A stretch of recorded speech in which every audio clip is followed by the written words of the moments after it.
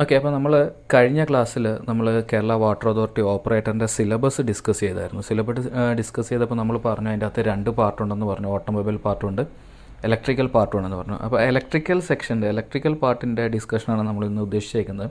Electrical സെക്ഷനിൽ നമ്മൾ അതിൻ്റെ സിലബസ് നമ്മൾ നോക്കുകയാണെങ്കിൽ ഫസ്റ്റ് വരുന്ന എന്താണ് നമ്മൾ പറഞ്ഞത്, ഫണ്ടമെൻറ്റൽസ് ഓഫ് ഇലക്ട്രിസിറ്റി, ബേസിക് കാര്യങ്ങൾ അല്ലേ, ഇലക്ട്രിക്കലായിട്ട് ബന്ധപ്പെട്ടുള്ള ബേസിക് കാര്യങ്ങൾ. അപ്പോൾ ബേസിക് എന്ന് പറഞ്ഞാൽ നമ്മുടെ മനസ്സിൽ എന്താണ്, ഇലക്ട്രിസിറ്റിയുമായിട്ട് ബന്ധപ്പെട്ട് നമ്മൾ മനസ്സിൽ വരുന്ന കാര്യങ്ങൾ എന്ന് പറഞ്ഞാൽ എന്താണ്, voltage, current, resistance, power, energy, അങ്ങനെയൊക്കെയുള്ള കാര്യങ്ങൾ. അപ്പോൾ അതൊക്കെയാണ് നമ്മൾ ഇന്ന് ഡിസ്കസ് ചെയ്യുന്നത്. അപ്പം നമുക്ക് ഫസ്റ്റ് പറയുക എന്ന് പറഞ്ഞാൽ എന്താണ്, ഇലക്ട്രിസിറ്റി എന്ന് പറയുമ്പോൾ തന്നെ നമ്മുടെ മനസ്സിൽ വരുന്ന കാര്യം ആണ് എന്ത്, current.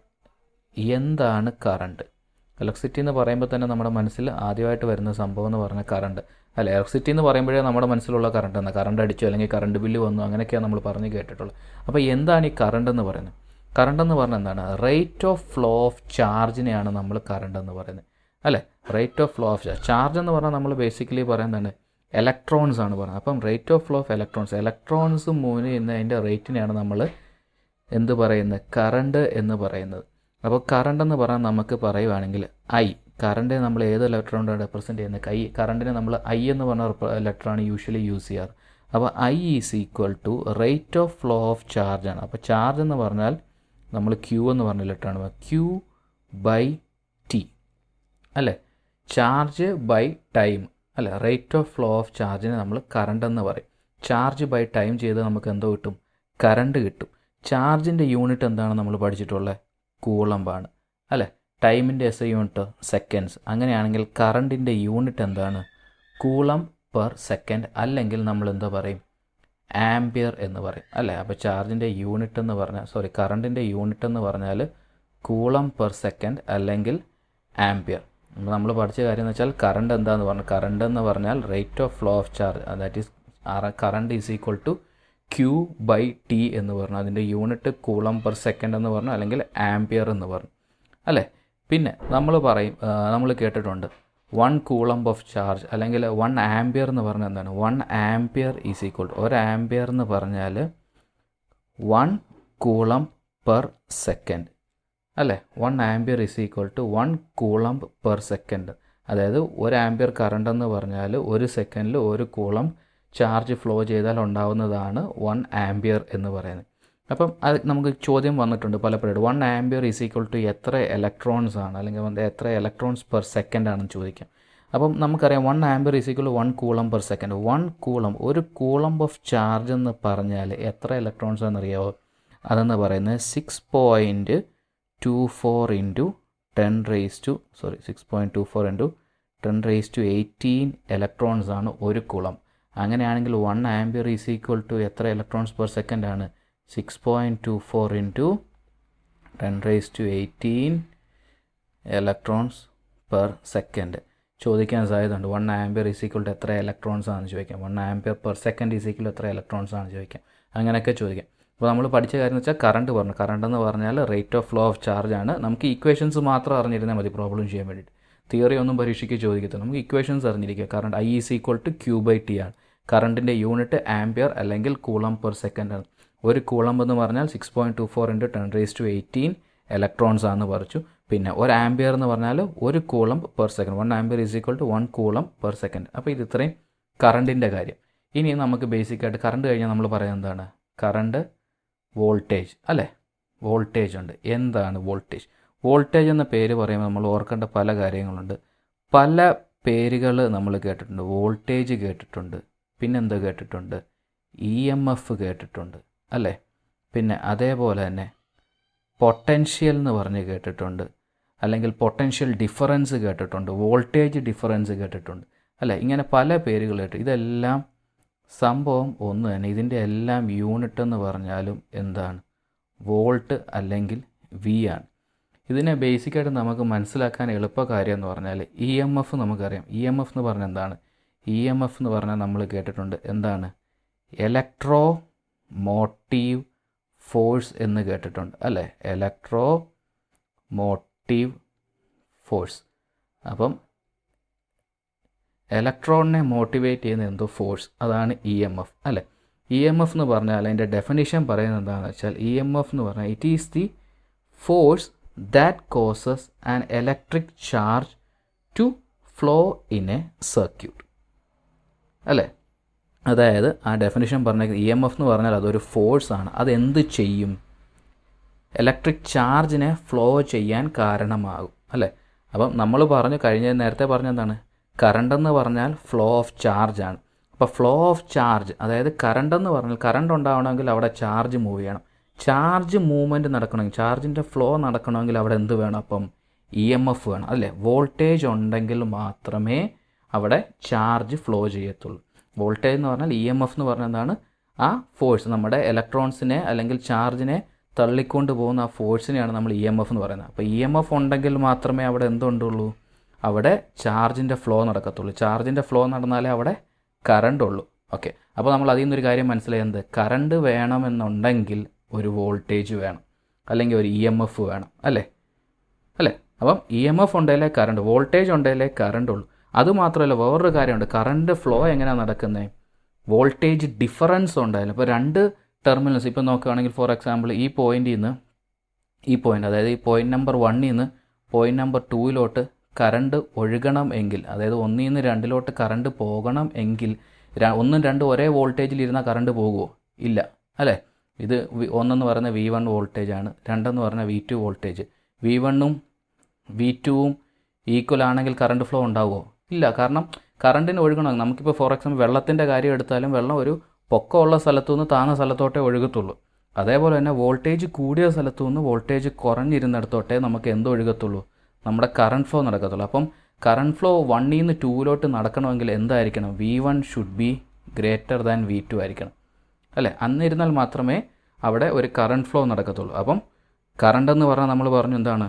Rate of flow of ചാർജാണ്. ചാർജിൻ്റെ മൂവ്മെൻറ്റിനാണ് നമ്മൾ കറണ്ട് എന്ന് പറയുന്നത്. അപ്പോൾ റേറ്റ് ഓഫ് ഫ്ലോ, ചാർജിൻ്റെ മൂവ്മെൻറ്റ് നടക്കണമെങ്കിൽ അവിടെ ഒരു ഇ എം എഫ് ആണ്. ഇ എം എഫ് എന്ന് പറഞ്ഞാൽ ഇലക്ട്രോമോട്ടീവ് ഫോഴ്സാണ്. ആ ഫോഴ്സ് കാരണമാണ് അവിടെ എന്ത് ചാർജ് പാർട്ടിക്കിൾസ് മൂവ് ചെയ്യുന്നത്. അല്ലേ? The force which causes the charge particles to move from 1 point to another, അതിനെയാണ് ഇ എം എഫ് എന്ന് പറയുന്നത്. അതിൻ്റെ പല വകഭേദങ്ങളാണ്, പേരുകളാണ്. Voltage, E M F, potential difference അല്ലെങ്കിൽ വോൾട്ടേജ് ഡിഫറൻസ്. ഈ ഡിഫറൻസ് എന്ന് പറയുന്ന ഒന്നുമില്ല. ഈ 1, 2 പോയിൻറ്റ്സ് തമ്മിലുള്ള വോൾട്ടേജിൻ്റെ ഡിഫറൻസ്, അതിൻ്റെ പൊട്ടൻഷ്യലിൻ്റെ ഡിഫറൻസിനെയാണ് നമ്മൾ പൊട്ടൻഷ്യൽ ഡിഫറൻസ് അല്ലെങ്കിൽ വോൾട്ടേജ് ഡിഫറൻസ്. അതായത് ഒന്നിലെ വോൾട്ടേജ് -2ലെ വോൾട്ടേജ്, V1 - V2 എന്നൊക്കെ പറയുന്നതാണ് നമ്മൾ വോൾട്ടേജ് ഡിഫറൻസ് അല്ലെങ്കിൽ പൊട്ടൻഷ്യൽ ഡിഫറൻസ് എന്ന് പറയുന്നത്. അപ്പം കറണ്ടായി, വോൾട്ടേജായി, പിന്നെ ബേസിക് പാരാമീറ്റർ നമ്മൾ പറയുന്നത് എന്താണ്? കറണ്ട്, വോൾട്ടേജ്, അടുത്ത എന്താണ്? കറണ്ടും വോൾട്ടേജും കഴിഞ്ഞാൽ പിന്നെ ഉള്ളത് റെസിസ്റ്റൻസ്. അല്ലേ? Current, voltage, resistance. എന്താണ് റെസിസ്റ്റൻസ്? ആ വാക്കിൻ്റെ അർത്ഥം എന്താണ്? റെസിസ്റ്റ് ചെയ്യുക. അല്ലേ? റെസിസ്റ്റ് ചെയ്യുക എന്ന് പറഞ്ഞാൽ ഒപ്പോസ് ചെയ്യുക. അല്ലേ? ഇപ്പം നമ്മൾ ആരെങ്കിലുമൊക്കെ പറയുന്നുണ്ട് അവൻ ഭയങ്കര റെസിസ്റ്റൻസ്, അല്ലെങ്കിൽ അവൻ ഭയങ്കര ഒപ്പോസിങ് നേച്ചറാണ്, അല്ല നമ്മൾ എന്ത് പറഞ്ഞാലും അവൻ റെസിസ്റ്റ് ചെയ്ത് നിൽക്കുമെന്ന് പറഞ്ഞു. അതായത് നമ്മളെ എതിർത്ത് നിൽക്കുകയാണ്. അല്ലേ? അപ്പം ഈ നമ്മുടെ ഇലക്ട്രിക്കൽ സെക്ഷനിൽ പറയുവാണെങ്കിൽ റെസിസ്റ്റൻസ് എന്ന് പറഞ്ഞാൽ കറണ്ടിൻ്റെ ഫ്ലോയെ, കറണ്ട് ഒഴുകാൻ ഉള്ള കാരണത്തെ അല്ലെങ്കിൽ കറണ്ട് ഒഴുകുന്നതിനെ ഒപ്പോസ് ചെയ്യുന്ന ഒരു പ്രോപ്പർട്ടിയാണ് റെസിസ്റ്റൻസ് എന്ന് പറയുന്നത്. It is the opposition to the flow of current. Current ഒഴുകുന്നതിനെ എതിർക്കുന്ന പ്രോപ്പർട്ടി. ഏത് മെറ്റീരിയലിൽ കൂടെ ആണോ കറണ്ട് പോകുന്നത്, നമ്മളിപ്പോൾ കമ്പി എടുത്തിട്ട് ചെമ്പ് കമ്പി എടുത്തിട്ട് അതിൽ കൂടെ കറണ്ട് ഒഴുക്കി വിടും, കറണ്ടൊക്കെ പാസ് ചെയ്ത് വിടുവാണെങ്കിൽ ആ ചെമ്പ് കമ്പിക്ക് ഒരു പ്രോപ്പർട്ടി ഉണ്ടാകും. എന്ത്? അതുവഴി പോകുന്ന കറണ്ടിനെ ഒപ്പോസ് ചെയ്യും. ആ ഒപ്പോസ് ചെയ്യുന്ന പ്രോപ്പർട്ടിക്ക് പറയുന്ന പേരാണ് റെസിസ്റ്റൻസ്. അല്ലേ? നമ്മൾ യൂഷ്വലി റെസിസ്റ്റൻസിനെ റെപ്രസെൻ്റ് ചെയ്യുന്ന ലെറ്റർ ഏതാണ്? R എന്ന് പറഞ്ഞ ലെറ്റർ കൊണ്ടാണ് നമ്മൾ റെപ്രസെൻ്റ് ചെയ്യുന്നത്. അതിൻ്റെ യൂണിറ്റ് നമ്മൾ എന്താ പറയുന്നത്? ഓംസ്. അല്ലേ? അപ്പോൾ റെസിസ്റ്റൻസിൻ്റെ യൂണിറ്റ് നമ്മൾ ഓം എന്ന് പറയുന്നത്. അപ്പം കറണ്ട്, വോൾട്ടേജ്, റെസിസ്റ്റൻസ്. അപ്പം കറണ്ടായി, വോൾട്ടേജായി, റെസിസ്റ്റൻസായി. ഇനി ഇതിനെ മൂന്നിനെയും കൂടെ ചേർത്തുകൊണ്ട് ഒരു റൂൾ അല്ലെങ്കിൽ ഒരു ലോ നമ്മൾ പഠിച്ചിട്ടുണ്ട്. എന്താണ് നമ്മൾ കേട്ടിട്ടുണ്ട്? എന്ത്? Ohm's law. അല്ലേ? ഓംസ് ലോ എന്ന് പറഞ്ഞ ഒരു ലോ നമ്മൾ കേട്ടിട്ടുണ്ട്. ഓംസ് ലോ കണ്ടുപിടിച്ചത് ആരാണ്? ആ പേരിൽ തന്നെ ഉണ്ട്. എന്താണ്? ഓം എന്ന് പറഞ്ഞൊരു ശാസ്ത്രജ്ഞനാണ് കണ്ടുപിടിച്ചത്. അല്ലേ? ഫുൾ നെയിം എന്താണ്? ജോർജ് സൈമൺ ഓം എന്ന സയൻറ്റിസ്റ്റാണ് ഓംസ് ലോ കണ്ടുപിടിച്ചത്. അതുകൊണ്ട് പുള്ളിയുടെ പേരിൽ തന്നെ ഇത് അറിയപ്പെട്ടു, ഓംസ് ലോ എന്ന്. അല്ലേ? ജോർജ് സൈമൺ ഓം എന്ന് പറഞ്ഞ ശാസ്ത്രജ്ഞൻ. അതായത് പേര് നോറ്റ് വെക്കുക.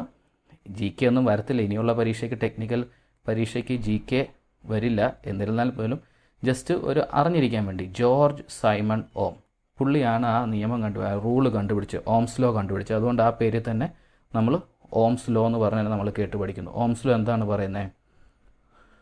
ഓംസ് ലോ എന്താ പറയുന്നത്? ഓംസ് ലോ പറയുന്നത് at constant temperature and pressure current flowing through a conductor, current എന്ന് പറഞ്ഞാൽ I is proportional to voltage across its terminals.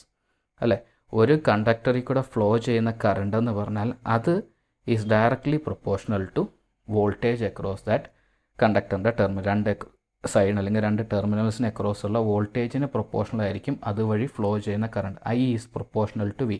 Proportional എന്ന് പറഞ്ഞാൽ ഡയറക്ട്ലി പ്രൊപ്പോർഷണൽ എന്ന് പറഞ്ഞാൽ എന്താണ്? കറണ്ട് കൂടുവാണെങ്കിൽ അവിടെ വോൾട്ടേജും കൂടും, അല്ലേ? കറണ്ട് കുറയുവാണെങ്കിൽ വോൾട്ടേജും കുറയും. അതാണ് directly proportional. That is directly proportional വെച്ചാൽ കറണ്ട് കൂടുവാണെങ്കിൽ വോൾട്ടേജ് കൂടും. അല്ല, കറണ്ട് കുറയുവാണ് അവിടെ ചെയ്യുന്നതെങ്കിൽ എന്ത് സംഭവിക്കും? വോൾട്ടേജും കുറയും. I is proportional to V എന്നാണ് ഓംസ് ലോ പറയുന്നത്. Current I is proportional to V. ഈ പ്രൊപ്പോർഷണാലിറ്റി സൈൻ മാറ്റാൻ വേണ്ടിയിട്ട് നമ്മൾ എന്ത് ഉപയോഗിച്ചു? റെസിസ്റ്റൻസിനെ കൊടുക്കണം. ഐ ഈസ് ഈക്വൽ ടു നമ്മൾ എന്തോ പറയും? വി ബൈ ആർ, അല്ലെങ്കിൽ നമ്മൾ എന്തോ പറയും? V is equal to I R എന്നും പറയും, അല്ലേ? ഇത് രണ്ടും ഒന്ന് തന്നെ. അപ്പം ഓംസ് ലോ പറഞ്ഞാൽ എന്താണ്? Current flowing through a conductor is directly proportional to voltage across that terminals എന്നാണ് പറഞ്ഞത്, അല്ലേ? I is proportional to V എന്ന് പറയുന്നത് ദാറ്റ് ഇസ് പ്രൊപ്പോർഷണാലിറ്റി മാറ്റി I is equal to V by R എന്ന് പറയുന്നത് that is V is equal to I R. ഇതാണ് ohm's law പറയുന്നത്.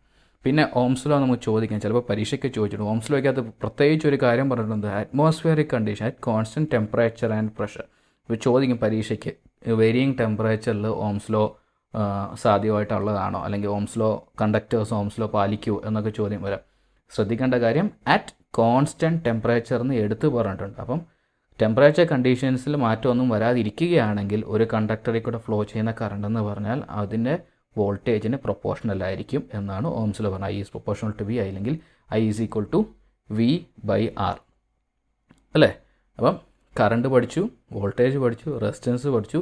ഇതിനെ മൂന്നും കൂടെ ബന്ധപ്പെടുത്തിയുള്ള റൂൾ എന്ന് പറയുന്ന ഓംസ് ലോ പഠിച്ചു, അല്ലേ? Okay, fine. നെക്സ്റ്റ് എന്ന് പറയുന്നത് റെസിസ്റ്റൻസ് നമ്മൾ പറഞ്ഞു. കറണ്ട്, വോൾട്ടേജ്, റെസിസ്റ്റൻസ് പറഞ്ഞു. ഇനി അതിൽ നിന്ന് റെസിസ്റ്റൻസുമായിട്ട് നമുക്ക് ബന്ധപ്പെട്ട് ഉള്ള റെസിസ്റ്റൻസ് ഓഫ് എ കണ്ടക്ടർ അല്ലെങ്കിൽ റെസിസ്റ്റൻസ് ഓഫ് എ വയർ, അതിനൊരു ഇക്വേഷൻ ഉണ്ട്. അത് വെച്ചും പ്രോബ്ലംസ് വരാനുണ്ട്. റെസിസ്റ്റൻസ് ഓഫ് എ വയർ, ഒരു വയറിൻ്റെ റെസിസ്റ്റൻസ് എങ്ങനെ കണ്ടുപിടിക്കാം, അതിൻ്റെ ഇക്വേഷൻ. ഈ ഇക്വേഷൻ പഠിച്ചു വെച്ചേക്കുക. ഇത് വെച്ച് പ്രോബ്ലംസ് വരും. R is equal to rho L by A. Equation പഠിച്ചു വെച്ചേക്കുക. ഇത് വെച്ച് പ്രോബ്ലം വരും. R is equal to rho L by A. എന്താണ് റോ? റോ എന്ന് പറയുന്നത് എന്താണ്? R is equal to rho L by A. Rho എന്ന് പറയുന്നത് നമ്മുടെ ഏത് വയർ അല്ലെങ്കിൽ ഏത് മെറ്റീരിയലാണോ എടുത്തേക്കുന്ന ആ മെറ്റീരിയലിൻ്റെ റെസിസ്റ്റിവിറ്റി അല്ലെങ്കിൽ സ്പെസിഫിക് റെസിസ്റ്റൻസ്, അല്ലേ? റോ എന്ന് പറയുന്നത് resistivity of the material, resistivity of the material. L എന്ന് പറഞ്ഞാൽ എന്താണ്?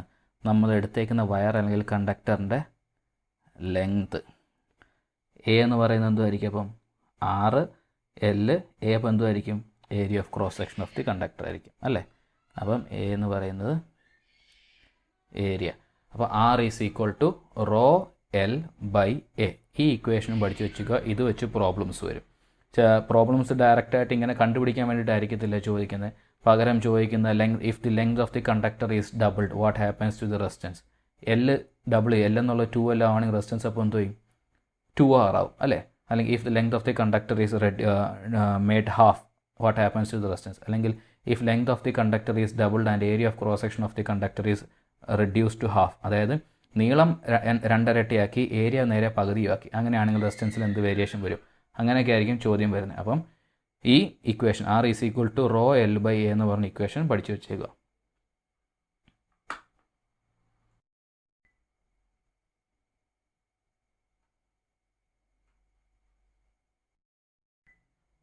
അപ്പം പിന്നെ നമ്മൾ റെസിസ്റ്റൻസ് പറഞ്ഞു. റെസിസ്റ്റൻസ് പറഞ്ഞപ്പം അവിടെ തന്നെ വേറെ പറയേണ്ട ഒരു പോയിൻ്റ് എന്ന് പറയുന്നതാണ് കണ്ടക്റ്റൻസ്. അത് രണ്ടും കൂടെ ചേർത്ത് പഠിച്ചു പോകേണ്ട കാര്യമാണ്. കണ്ടക്റ്റൻസ് നമ്മൾ റെപ്രസെൻ്റ് ചെയ്യുന്നത് ജി എന്ന് പറഞ്ഞ ലെറ്റർ കൊണ്ടാണ് കണ്ടക്റ്റൻസ്.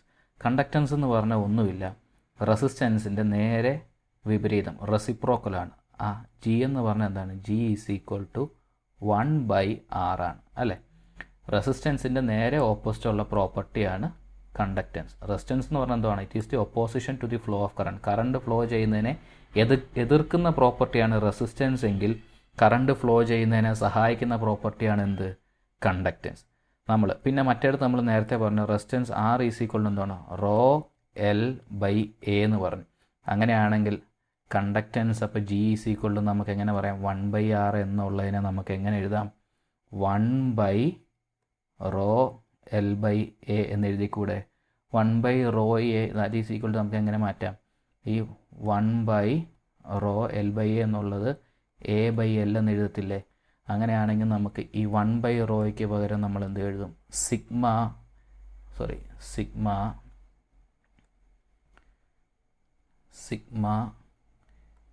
എ ബൈ എൽ, അതായത് G is equal to sigma A by L. G is equal to sigma A by L. അപ്പം എന്താണ് സിഗ്മ? അപ്പോൾ ഒരു പുതിയതായിട്ടൊരു ടേം നമ്മൾ പഠിച്ചു. സിഗ്മ എന്താണ് അല്ലേ? സിഗ്മ എന്താണ്? നമ്മൾ മറ്റേടത്ത് റോ എൽ ബൈ എ പറഞ്ഞപ്പോൾ റോ എന്ന് പറഞ്ഞാൽ നമ്മൾ റെസിസ്റ്റിവിറ്റി എന്ന് പറഞ്ഞു. അപ്പം സിഗ്മ എന്തുമായിരിക്കും? സിഗ്മ അപ്പം കണ്ടക്ടിവിറ്റി അല്ലേ. സിഗ്മ എന്ന് പറയുന്നത് അപ്പം കണ്ടക്ടിവിറ്റി. റോ എന്ന് പറയുന്ന റെസിസ്റ്റിവിറ്റി ആണെങ്കിൽ സിഗ്മ എന്ന് പറയുന്നത് കണ്ടക്ടിവിറ്റിയാണ്. അപ്പം റെസിസ്റ്റൻസ് പഠിച്ചു, അതിൻ്റെ ഒപ്പോസിഷനായിട്ടുള്ള അല്ലെങ്കിൽ അതിൻ്റെ റെസിപ്രോക്കലായിട്ടുള്ള കണ്ടക്റ്റൻസ് പഠിച്ചു. അപ്പം ആർ പഠിച്ചു, നമ്മൾ ജി പഠിച്ചു. പിന്നെ റെസിസ്റ്റിവിറ്റി റോ പഠിച്ചു, അതിൻ്റെ ഒപ്പോസിങ് ആയിട്ടുള്ള അല്ലെങ്കിൽ അതിൻ്റെ റെസിപ്രോക്കലായിട്ടുള്ള കണ്ടക്ടിവിറ്റി സിഗ്മ പഠിച്ചു അല്ലേ. അപ്പം ആറിൻ്റെ നേരെ റെസിപ്രോക്കൽ ജി, റോയുടെ നേരെ റെസിപ്രോക്കൽ സിഗ്മ. അപ്പോൾ കറണ്ടായി, വോൾട്ടേജായി, റെസിസ്റ്റൻസായി, പിന്നെ ഈ മൂന്നും കൂടെ ബന്ധപ്പെട്ടുള്ള ഓംസ് ലോ പഠിച്ചു. എന്താണ്? I is direct proportional to V അല്ലെങ്കിൽ I is equal to V/R എന്ന് പഠിച്ചു. പിന്നെ റെസിസ്റ്റൻസ് പഠിച്ചു. റെസിസ്റ്റൻസ് എന്ന് പറഞ്ഞാൽ ഓപ്പോസിഷൻ പ്രോപ്പർട്ടി ആണെന്ന് പറഞ്ഞു. റെസിസ്റ്റൻസിൻ്റെ ഇക്വേഷൻ പഠിച്ചു. ലെങ്തുമായിട്ട് ബന്ധപ്പെട്ട R is equal to rho L by A എന്നുള്ള ഇക്വേഷൻ പഠിച്ചു. പിന്നെ റെസിസ്റ്റൻസിൻ്റെ ഓപ്പോസിറ്റായിട്ട് കിടക്കുന്ന പ്രോപ്പർട്ടി അല്ലെങ്കിൽ അതിൻ്റെ റെസിപ്രോക്കലായിട്ടുള്ള പ്രോപ്പർട്ടി എന്ന് വെച്ചാൽ കണ്ടക്റ്റൻസ് എന്ന് പറഞ്ഞു. കണ്ടക്റ്റൻസ് നമ്മൾ ജി എന്ന് പറഞ്ഞ് റെപ്രസെൻറ്റ് ചെയ്യുമെന്ന് പറഞ്ഞു. ജി ഈസ് ഈക്വൽ ടു നമ്മളെന്ത് 1/R എന്ന് പഠിച്ചു, അല്ലെങ്കിൽ G is equal to sigma A by L എന്ന് പഠിച്ചു അല്ലേ. സിഗ്മ എന്ന് പറഞ്ഞാൽ നമ്മളെന്ത് പറഞ്ഞു? കണ്ടക്ടിവിറ്റി എന്ന് പറഞ്ഞു. ഇനി ഉള്ളൊരു ടേം എന്ന് പറഞ്ഞാൽ പഠിക്കാനുള്ള അടുത്തതെന്നുള്ളത് power, electrical power. Power usually നമ്മൾ എന്ത് ലെറ്റർ കൊണ്ടാണ്? പി എന്ന് പറഞ്ഞ ലെറ്റർ കൊണ്ടാണ് സൂചിപ്പിക്കുന്നത് അല്ലേ. പവർ എന്ന് പറഞ്ഞാൽ എന്താണ്? അതിൻ്റെ ഡെഫിനിഷൻ പറയുന്ന power is the rate of doing work. അതിൻ്റെ യൂണിറ്റ് എന്താണ് നമ്മൾ പറയുന്നത്? വാട്ട്സ് അല്ലേ. ബേസിക്കലി നമ്മൾ പറയുന്നത് പറഞ്ഞാൽ വർക്ക് ചെയ്യുന്നതിൻ്റെ റേറ്റിനെയാണ് നമ്മൾ, റേറ്റ് ഓഫ് ഡൂയിങ് വർക്കിനെയാണ് നമ്മൾ പവർ എന്ന് പറയുന്നത്. അതിൻ്റെ യൂണിറ്റ് എന്ന് പറഞ്ഞാൽ വാട്ട്സ് ആണ്. പവറിൻ്റെ ഇക്വേഷൻ നമ്മൾ എങ്ങനെ കണ്ടത്? പവർ എങ്ങനെ കണ്ടു? ഒരു സർക്യൂട്ടിലെ പവർ എന്ന് പറയുന്നത് അവിടുത്തെ വോൾട്ടേജിൻ്റെയും കറണ്ടിൻ്റെയും പ്രോഡക്റ്റാണ്. P is equal to V into I എന്നാണ് പഠിച്ചേക്കുന്നത് അല്ലേ. അതല്ലെങ്കിൽ നമുക്കറിയാം വേറൊരു എക്സ്പ്രഷൻ എങ്ങനെയാണ്? ഐ ഈസ് ഈക്വൽ ടു നമുക്കറിയാം എന്താണ്? V/R ആണ്. അങ്ങനെയാണെങ്കിൽ P is equal to V into V/R, അല്ലെങ്കിൽ നമുക്ക് എന്ത് പറയാം? V²/R എന്ന് പറയാം. അതല്ലാതെ നമുക്ക് എന്ത് പറയാം? വി ഈസ് ഈക്വൽ ടു നമുക്കറിയാം IR ആണ് അല്ലേ. അപ്പോൾ വിക്ക് പകരം നമ്മൾ I ഇൻറ്റു R കൊടുത്തിട്ട് ഇൻറ്റു I ചെയ്യുവാണെങ്കിൽ പി ഈസ് ഈക്വൽ ടു നമുക്ക് എന്താ പറയാം?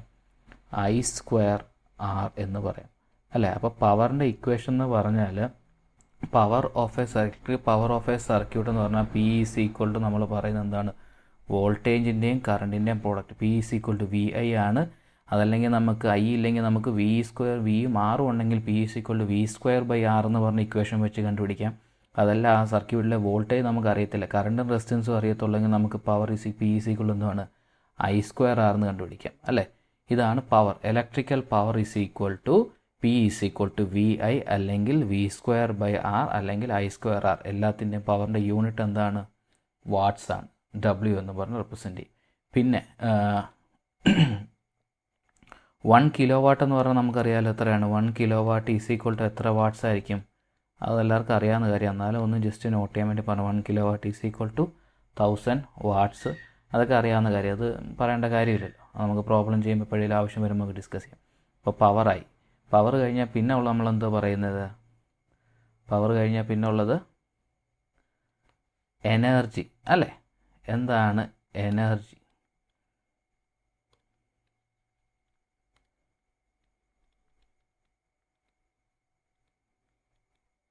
എനർജി നമ്മൾ റെപ്രസെൻ്റ് ചെയ്യുന്നത് ഇ എന്ന് പറഞ്ഞ ലെറ്റർ കൊണ്ടാണ് അല്ലേ?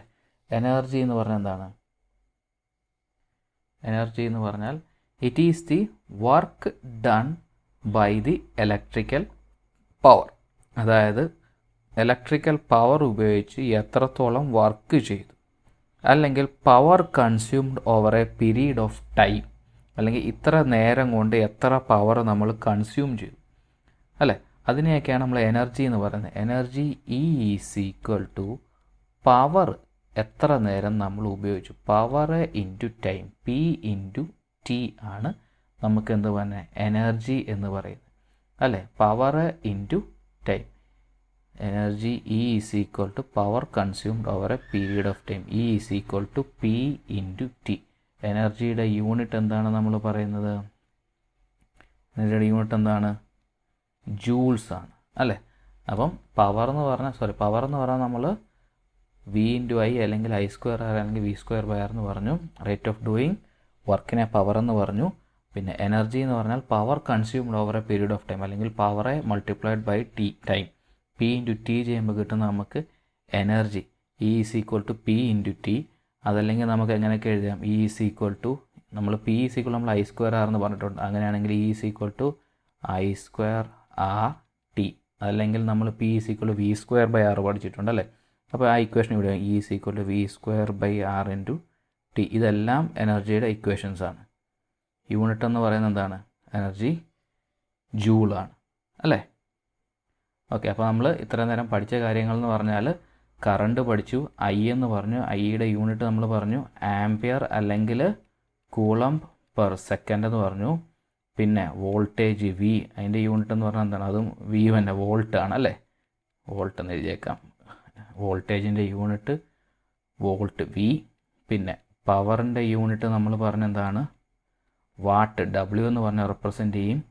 പിന്നെ എനർജിയുടെ യൂണിറ്റ് നമ്മൾ പറഞ്ഞെന്താണ്? ജൂൾ. കറണ്ട് പിന്നെ വേറൊരു കാര്യം നമ്മൾ പഠിച്ചെന്താണ്? റെസിസ്റ്റൻസ് പഠിച്ചു. റെസിസ്റ്റൻസിൻ്റെ യൂണിറ്റ് ഓം. ഇതാണ് ഇലക്ട്രിക്കലിൻ്റെ ബേസിക് പാരാമീറ്റേഴ്സ്. പിന്നെ ഇതിൻ്റെ അകത്തുനിന്ന് തന്നെ നമ്മൾ വേറെ പഠിച്ചു റെസിസ്റ്റൻസിൻ്റെ ഓപ്പോസിറ്റുള്ള പ്രോപ്പർട്ടി, അല്ലെങ്കിൽ റെസിസ്റ്റൻ്റെ ഇൻവേഴ്സ് പ്രോപ്പർട്ടി നമ്മളെന്ത് പറഞ്ഞു? കണ്ടക്റ്റൻസ് പഠിച്ചു. കണ്ടക്റ്റൻസിൻ്റെ യൂണിറ്റ് നമ്മൾ പറഞ്ഞില്ല. കണ്ടക്റ്റൻസിൻ്റെ യൂണിറ്റ് എന്താണ്? കണ്ടക്റ്റൻസിൻ്റെ യൂണിറ്റ്, റെസിസ്റ്റൻസിൻ്റെ യൂണിറ്റ് നമ്മൾ ഓം എന്ന് എഴുതത്തില്ലേ, അത് നേരെ തരതിരിച്ചിട്ടായിരുന്നു കണ്ടക്റ്റൻസ്. കണ്ടക്റ്റൻസ് നമ്മൾ കണ്ടക്റ്റൻസ് നമ്മൾ എന്ത് സിമ്പിളാണ് ഉപയോഗിക്കുന്നത്? കണ്ടക്റ്റൻസ് ഏത് നൊട്ടേഷനാണ്? ജി ആണ് അല്ലേ? കണ്ടക്റ്റൻസിൻ്റെ യൂണിറ്റ് എന്താണ്? റെസിസ്റ്റൻസ് യൂണിറ്റ് ഓം ആണെങ്കിൽ കണ്ടക്റ്റൻസ് യൂണിറ്റ് ഓം തിരിച്ചിടുന്നത് മോ, MHO എന്ന് പറയും. കണ്ടക്റ്റൻസ് യൂണിറ്റ് മോ. അതല്ലെങ്കിൽ വേറൊരു യൂണിറ്റും കൂടി ഉപയോഗിക്കാറുണ്ട്, എന്ത്? സീമെൻസ്, S അല്ലേ? അപ്പോൾ അത് നോട്ട് ചെയ്ത് വെച്ചോ. കണ്ടക്റ്റൻസിൻ്റെ യൂണിറ്റ് മോ, MHO, മോ അല്ലെങ്കിൽ സീമെൻസ് ആയിരിക്കും. അപ്പോൾ കറണ്ടിൻ്റെ യൂണിറ്റ് ആംപിയർ, വോൾട്ടേജിൻ്റെ വോൾട്ട്, പവറിൻ്റെ വാട്ട്, എനർജിയുടെ ജൂള്, റെസിസ്റ്റൻസിൻ്റെ ഓം, കണ്ടക്റ്റൻസിൻ്റെ മോ. പിന്നെ ഇതേപോലെ നമ്മൾ മറ്റേത് പറഞ്ഞല്ലോ, റെസിസ്റ്റിവിറ്റി ആണെങ്കിൽ എന്താണ്? റെസിസ്റ്റിവിറ്റിയുടെ യൂണിറ്റ് എന്തായിരുന്നു? റെസിസ്റ്റിവിറ്റിയുടെ യൂണിറ്റ്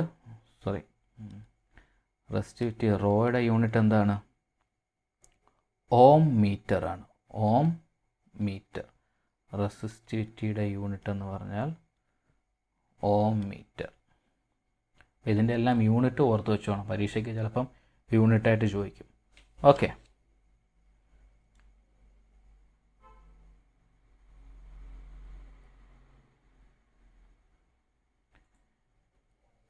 പിന്നെ ഉള്ളതെന്ന് പറഞ്ഞാൽ സർക്യൂട്ട്സ്, DC സർക്യൂട്ട്സിൻ്റെ അകത്ത് നമുക്ക് പഠിക്കാനുള്ള DC സർക്യൂട്ട്സ് എന്ന് പറഞ്ഞാൽ ഒന്നുമില്ല, ജസ്റ്റ് ഈ റെസിസ്റ്റൻസിൻ്റെ കോമ്പിനേഷനാണ് അല്ലേ? സർക്യൂട്ട്സ് നമുക്ക് ബേസിക്കലി നമ്മൾ പറയുവാണെങ്കിൽ ഡി സി സർക്യൂട്ട് നമുക്ക് രണ്ട് ടൈപ്പായിട്ട് പറയാം. എന്തൊക്കെയാണ്?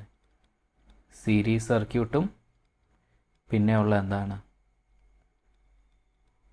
പാരലൽ സർക്യൂട്ടും അല്ലേ. സീരീസ് എന്ന് പറഞ്ഞാൽ എന്താണ്? ഒന്നിൻ്റെ പുറമിൽ അടുത്തത് അല്ലേ. ഒരു റെസിസ്റ്റൻസ് അല്ലെങ്കിൽ ഒരു ഇലക്ട്രിക്കൽ ഡിവൈസിൻ്റെ പുറമിൽ അടുത്ത ഡിവൈസ് ഇങ്ങനെ കണക്ട് ചെയ്ത് വെച്ചേക്കുവാണെങ്കിൽ നമ്മളതിനെന്ത് പറയും? സീരീസ് സർക്യൂട്ട് എന്ന് പറയും. പിന്നെ പാരലൽ ആണെങ്കിൽ എന്തുവാ? ഈ ഇലക്ട്രിക്കൽ കമ്പോണൻറ്റിൻ്റെ അല്ലെങ്കിൽ റെസിസ്റ്റൻസിൻ്റെ രണ്ട് ടെർമിനലിൽ അക്രോസ് അടുത്ത ഡിവൈസ് കണക്ട് ചെയ്ത് വെച്ചേക്കുന്നു. അതെ. അപ്പോൾ ഇത് R1 എന്ന് പറഞ്ഞ റെസിസ്റ്റൻസ്, ഇത് R2 എന്ന് പറഞ്ഞ റെസിസ്റ്റൻസ്.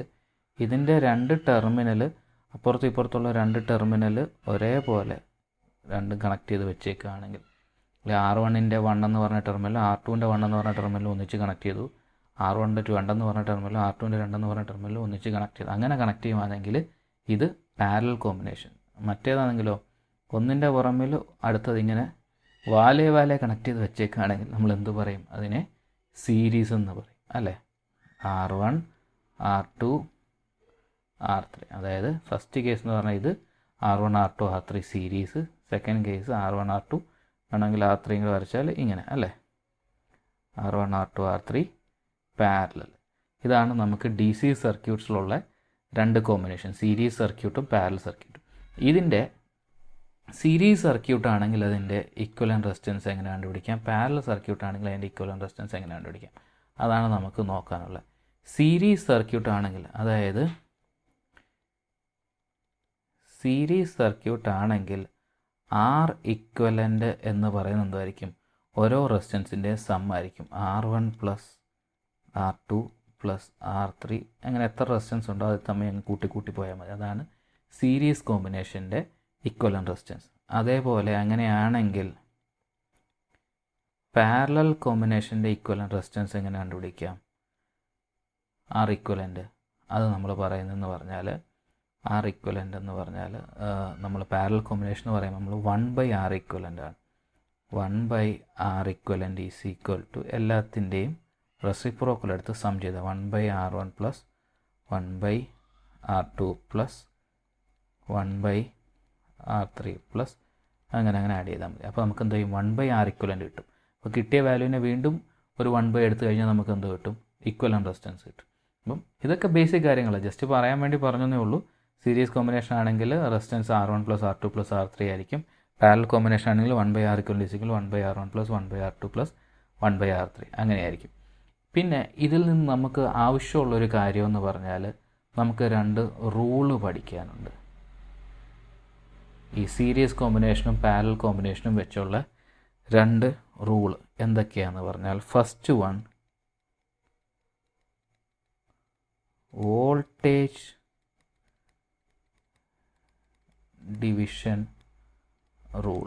ഇതൊക്കെ ജസ്റ്റ് അറിഞ്ഞിരുന്നാൽ മതി, പരീക്ഷയ്ക്ക് നമുക്ക് വരുമ്പോൾ പെട്ടെന്ന് പ്രോബ്ലം ചെയ്തു പോകാൻ വേണ്ടിയിട്ടാണ്. ഇപ്പം ഒരു സർക്യൂട്ട് കണ്ടിട്ട് വോൾട്ടേജ് ക്രോസ് മറ്റേതൊക്കെ ചോദിച്ചു കഴിഞ്ഞാൽ നമുക്ക് പെട്ടെന്ന് പറയാൻ വേണ്ടിയിട്ട്. അതായത് ഇപ്പോൾ നമ്മളൊരു series circuit, voltage division rule നമ്മൾ സീരീസ് സർക്യൂട്ടിനാണ് അപ്ലൈ ചെയ്യുന്നത്. ഇപ്പം ഇങ്ങനെ ഒരു സീരീസ് സർക്യൂട്ട് ഉണ്ട്, രണ്ട് റെസിസ്റ്റൻസ് R1ഉം R2ഉം ഉള്ളൊരു സീരീസ് സർക്യൂട്ടുണ്ട്.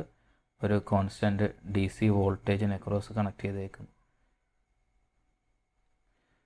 അതുവഴി ഫ്ലോ ചെയ്യുന്ന കറണ്ട് I, ഇവിടുത്തെ വോൾട്ടേജ് V ആണെങ്കിൽ നമുക്ക് ഒറ്റയടിക്ക് ഇതിന് അക്രോസുള്ള വോൾട്ടേജ് പറയാൻ വേണ്ടിയിട്ടുള്ള റൂളാണ് വോൾട്ടേജ് ഡിവിഷൻ റൂൾ. അതായത് R1ന് അക്രോസുള്ള വോൾട്ടേജ്, അതായത് ഇവിടെ വരുന്ന വോൾട്ടേജ് VR1 എങ്ങനെ പറയാമെന്ന് വെച്ചാൽ, VR1 എന്ന് പറഞ്ഞാൽ നമ്മുടെ supply voltage V, supply voltage into എവിടുത്തെ വോൾട്ടേജാണ് R1 അക്രോസുള്ള വോൾട്ടേജ് കണ്ടുപിടിക്കണമെങ്കിൽ R1 divided by R1 plus R2.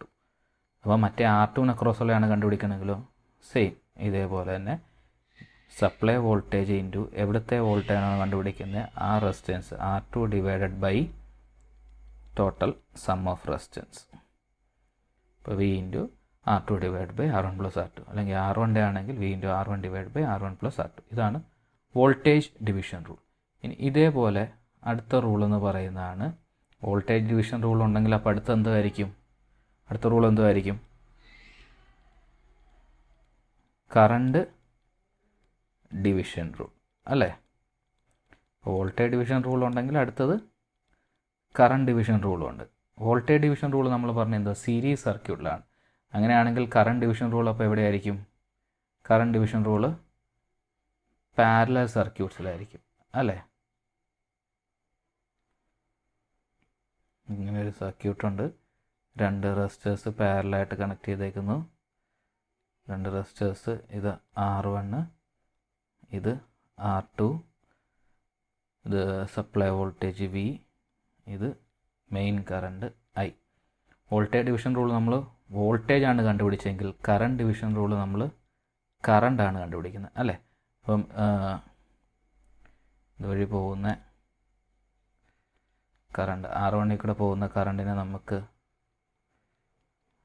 I1 എന്ന് വിളിക്കാം. R2 കൂടെ പോകുന്നതിനെ I2 എന്ന് വിളിച്ചാൽ നമുക്ക് I1 എങ്ങനെ കണ്ടുപിടിക്കാം?